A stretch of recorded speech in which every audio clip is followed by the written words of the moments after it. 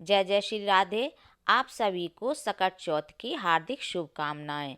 क्या आप जानती हैं कि सकट चौथ की पूजा अगर सही विधि से की जाए तो संतान के कष्ट दूर होते हैं और गणपति जी की विशेष कृपा मिलती है। आज मैं आपको सकट चौथ की वही शास्त्र सम्मत पूजा विधि दिखाने वाली हूँ जो मैं खुद अपने घर पर करती हूँ। पूजा के स्थान पर सबसे पहले हम गंगाजल छिड़क कर गेहूं के आटे से चौक बना लेंगे। वो मैंने बना लिया है। अब हम सकट देवता को एक पाटे पर विराजमान करेंगे। यहाँ पर हमने पीले चंदन से सकट महाराज बना लिए हैं। हमारे यहाँ इनको सकटुआ बकटुआ बोला जाता है।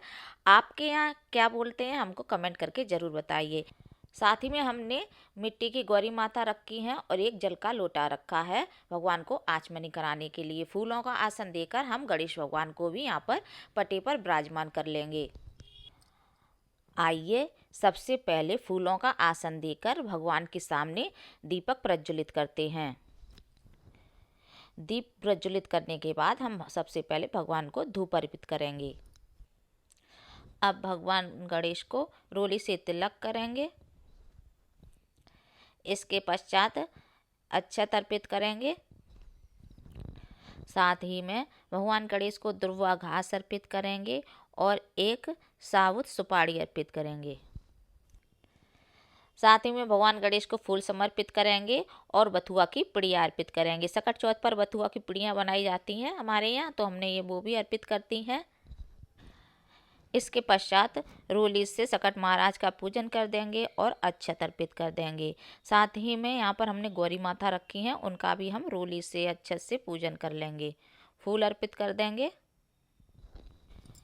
इसके पश्चात फूल समर्पित करेंगे।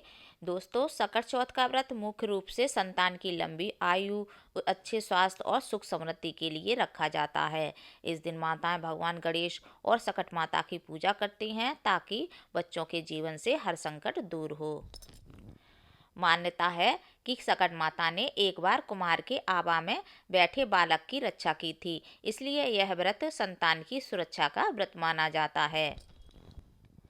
इसी के साथ मैं आपको बता देती हूँ, सकट चौथ का व्रत माघ मास के कृष्ण पक्ष की चतुर्थी को रखा जाता है। अब भगवान को दक्षिणा समर्पित करते हैं। इसके पश्चात सभी भगवान को हम वस्त्र रूपी कलावा समर्पित करेंगे।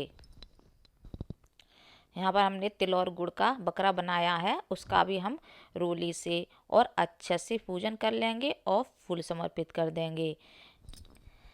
जिस तरह से बलि के लिए बकरे को पूजन करके खिला पिलाकर तैयार किया जाता है, उसी तरह से सकट चौथ पर तिल और गुड़ का बकरा बनाया जाता है, उसका भी इसी तरह से पूजन किया जाता है और उसको फिर चांदी की अंगूठी से काटते हैं। आगे मैं दिखाऊंगी।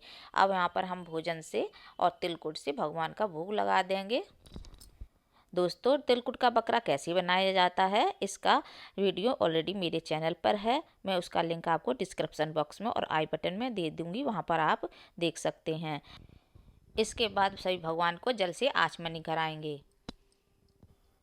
अब बारी आती है बकरे को चांदी की अंगूठी से या चांदी के सिक्के से काटने की। तो बकरे को हमेशा गर्दन से काटा जाता है और बकरे की गर्दन का ही भगवान को भोग समर्पित किया जाता है। यहाँ पर हमने भगवान को तिलकुट के बकरे का भोग समर्पित कर दिया है।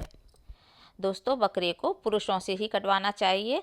आप अपने पुत्र से या पति से बकरे को कटवा सकते हैं और भगवान का भोग लगा सकते हैं, क्योंकि बकरा महिलाएं नहीं काटती हैं।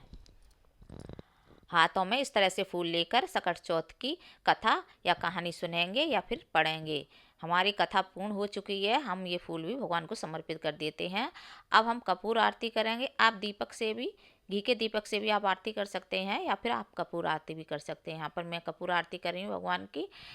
सबसे पहले गणेश भगवान की आरती करेंगे और फिर सकट माता की आरती करेंगे। इसी के साथ हमारी आरती भी संपूर्ण हो चुकी है। अब हम जल से दीपक को शीतल कर देंगे।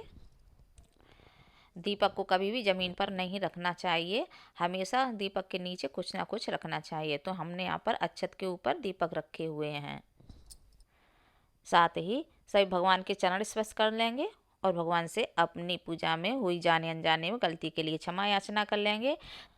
अगर सकट चौथ की यह पूजा विधि आपको शुद्ध और सरल लगी हो तो वीडियो को लाइक करें और ऐसी ही पूजा विधियों के लिए चैनल को सब्सक्राइब करें।